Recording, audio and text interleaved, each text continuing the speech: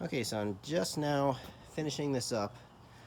I went ahead and got these end caps welded in. I think I mentioned that already, but also prepped these trunk corners. I had the aftermarket ones that I bought. I want to point out a difference. This one, I'm fairly certain this one was made by Dynacorn, the one that's on the driver's side. It's very nice stamping, very nice sharp edges. Fits very well in the section of the tail panel where it meets up. This one is not as nice. Now, I'm not really too concerned about this because this isn't really an area that you're going to see that much. This is the tail panel is going to sit on top of this, and it's going to weld to this surface as well. I'm not really too concerned about the softness of this curve,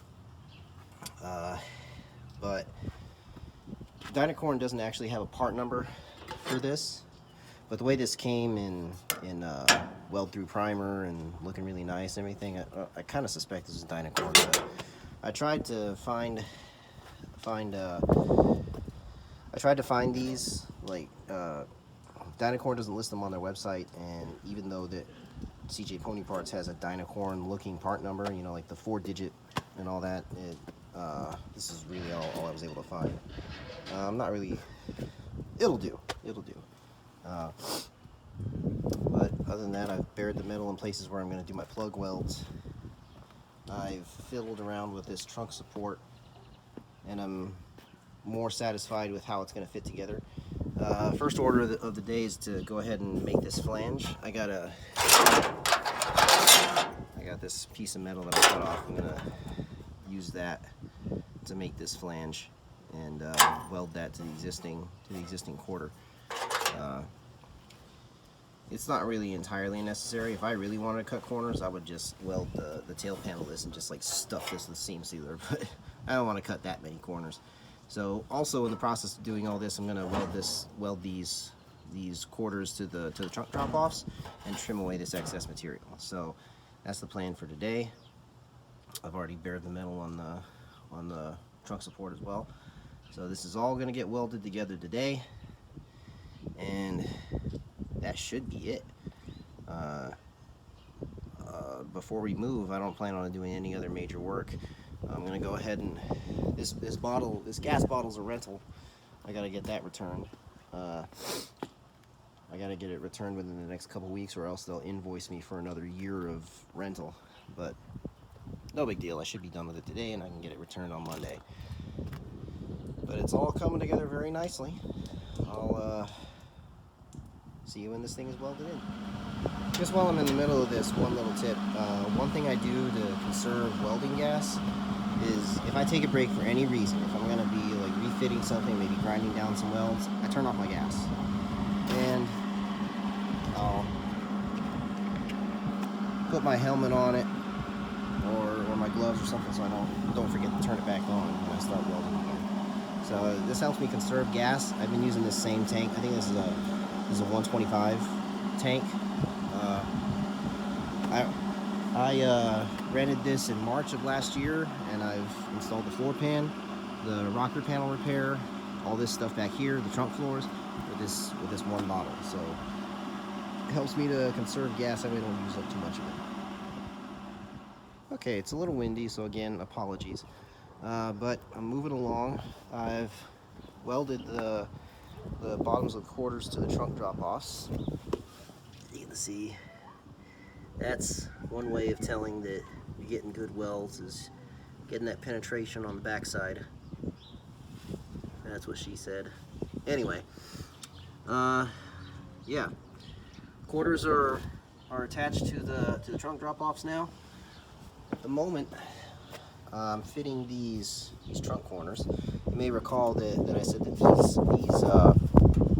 these quarter ends in the trunk drain channels are made for fastbacks. They have a narrower trunk channel, so this is a lot narrower.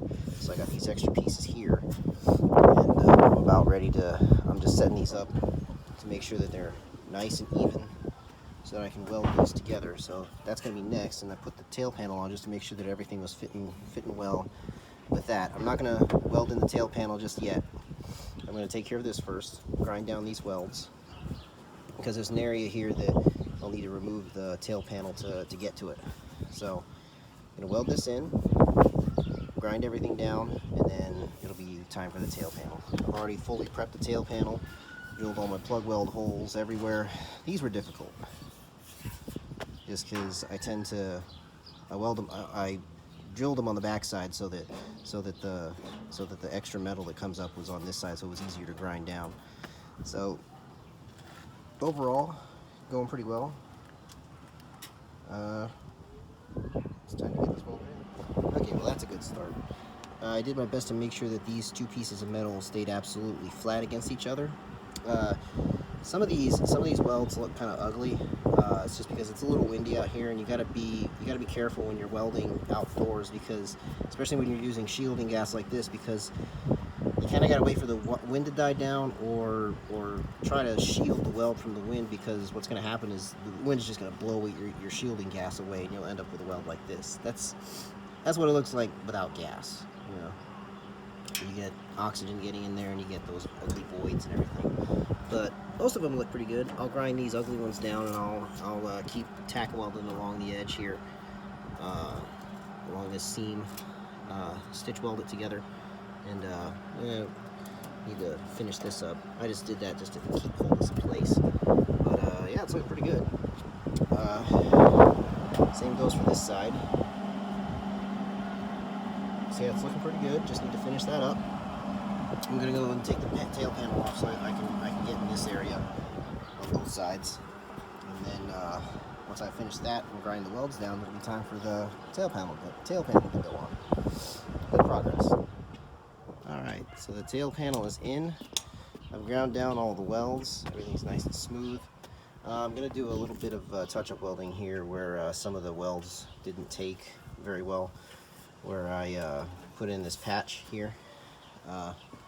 I'm going to go ahead and rust proof everything. Also, I don't know if I'll get this installed today, but I pulled out this is the original trunk or tail panel support that goes right here. This is where the fuel filler neck goes through. So went ahead and pulled this out. It was still attached to a piece of the original tail panel. Went ahead and drilled out the spot welds and cleaned it up. I may just spray a coat of paint on that and just leave it for now, because I kind of want to maybe get the back of this blasted. When we move, there is a place in the area that I found that we're moving to that does dustless blasting.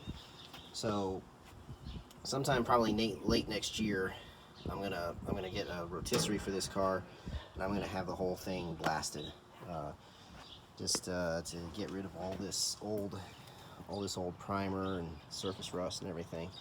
There is an area down here that I cleaned up just because I had wire wheeled this a while back and I'd kind of left it exposed. But look at that. I mean, this car is clean. Oh, you can also see that I've cut away the excess material from the trunk floors, so or from the trunk floor drop-offs. So all I really got to do is finish up that little touch up on the welding, and paint over everything, and this car's done. It's ready to move. Very nice. All right, so this is pretty much done. I still got to put maybe an extra coat of black paint on this just for rust prevention, but everything is ground down. Everything is fitted. I had to use the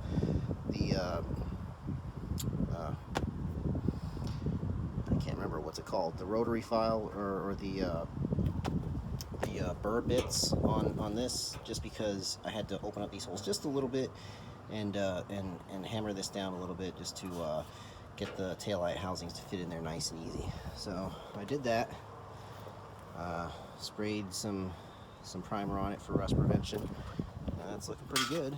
So this car spent a long time with the whole back end cut out, so it's nice to have it looking like a car again. Alright, glad to have this done. Thanks for watching.